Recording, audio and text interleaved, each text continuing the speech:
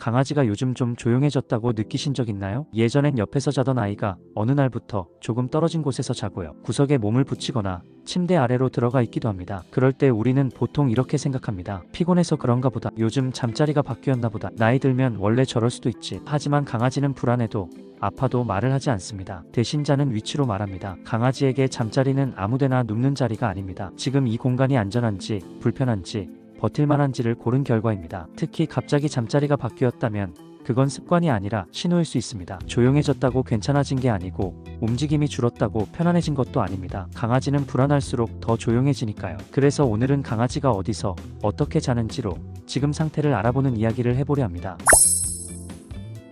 그래서 이제부터는 강아지가 어디서 어떻게 자는지를 조금 다르게 보셔야 합니다. 강아지의 잠자리는 습관이 아니라 선택입니다. 지금 이 몸 상태로, 이 마음으로 가장 버틸 수 있는 자리를 고른 겁니다. 먼저 이 변화부터 보세요. 늘 옆에서 자던 강아지가 어느 날부터 조금 멀리 떨어져서 자기 시작했다면 이건 마음 문제보다 몸이 불편할 가능성을 먼저 생각하셔야 합니다. 강아지는 아플수록 약해 보이지 않으려고 혼자 있으려는 본능이 강해집니다. 강아지가 벽이나 구석에 몸을 바짝 붙이고 잔다면 이건 편해서가 아니라 자극을 줄이려는 행동입니다. 시야를 줄이고 소리를 줄이고 자신을 보호하려는 상태죠. 이 자세는 불안할 때도 통증이 있을 때도 나타납니다. 평소엔 잘 보이던 아이가 침대 아래나 가구 밑으로 들어가서 자고 있다면 이건 단순한 취향이 아니라 회피 신호입니다. 강아지는 힘들수록 눈에 띄지 않는 곳을 찾습니다. 부르면 나오지만 다시 그 자리로 돌아간다면 지금 상태가 평소와 다르다는 뜻입니다. 또 하나, 늘 좋아하던 침대를 갑자기 피하기 시작했다면 침대가 싫어진 게 아니라 그 자세가 불편해졌을 가능성이 큽니다. 관절, 허리, 복부처럼 겉으로 잘 보이지 않는 불편함이 이렇게 먼저 드러나기도 합니다. 그리고 문 바로 앞에서 자는 강아지. 이건 편안함보다 경계에 가까운 상태입니다. 언제든 이동할 수 있는 자리를 미리 확보해 두는 거죠. 완전히 편안한 강아지는 출입구를 등지고도 잘 수 있습니다. 마지막으로 몸을 과하게 웅크리고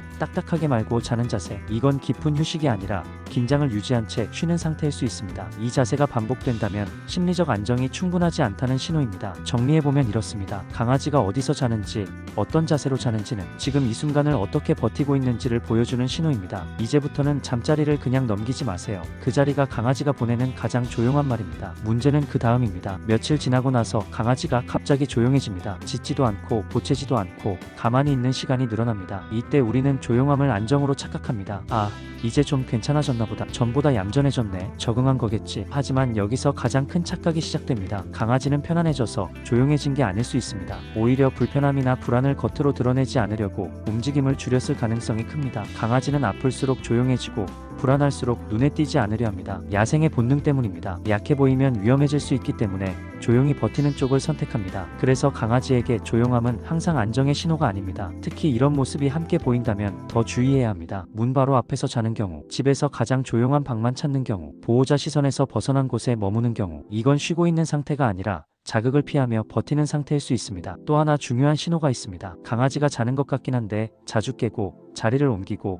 자세를 계속 바꾼다면 이건 몸이나 마음이 충분히 이완되지 못했다는 뜻입니다. 정리하면 이렇습니다. 잠자리가 바뀌었고 그 다음 조용해졌다면 문제가 해결된 게 아니라 겉으로 드러나지 않게 숨겨졌을 가능성을 먼저 봐야 합니다. 강아지는 편안해지면 조용해지는 게 아니라 편안해지면 깊게 잡니다. 그래서 조용함만 보고 괜찮다고 판단하면 중요한 신호를 놓칠 수 있습니다. 그렇다면 이런 신호가 보일 때 보호자는 무엇을 해야 할까요? 답은 무언가를 바꾸려 하기보다 먼저 알아차리는 것입니다. 강아지가 잠자리를 바꿨고 그 뒤로 조용해졌다면 그걸 성격 변화로 넘기지 마세요. 이틀, 사흘이 아니라 며칠 이상 이어진다면 그건 습관이 아니라 상태 변화일 가능성이 큽니다. 이때는 이런 부분을 함께 보셔야 합니다. 잠을 자는 것 같지만 자주 깨지는 않는지, 자리를 옮기지는 않는지, 자세를 계속 바꾸지는 않는지, 이런 모습이 보인다면 강아지는 충분히 쉬지 못하고 있을 수 있습니다. 이럴 때 가장 먼저 할 일은 환경을 돌아보는 겁니다. 집 안 소음은 어떤지, 사람의 움직임이 너무 잦지는 않은지, 강아지가 혼자 쉴 수 있는 안정된 공간이 있는지, 강아지가 조용히 버틸 필요가 없는 환경인지 점검해주세요. 그리고 한 가지 더, 이 변화가 계속 반복되거나 함께 식욕이나 활동량 변화가 보인다면 망설이지 말고 병원부터 확인하세요. 강아지는 아플수록 티를 덜 내는 동물입니다. 마지막으로 이건 꼭 기억해주세요. 강아지를 지켜주는 건 통제가 아니라 관찰입니다. 강아지는 어디서 자는지로 말하고 어떻게 자는지로 지금 상태를 보여줍니다. 오늘부터는 잠자리를 그냥 지나치지 마세요. 그 자리가 강아지가 보내는 가장 조용한 말입니다. 영상이 재미있으셨다면 구독과 좋아요 부탁드리며 저는 또 다른 유익한 영상으로 돌아오겠습니다.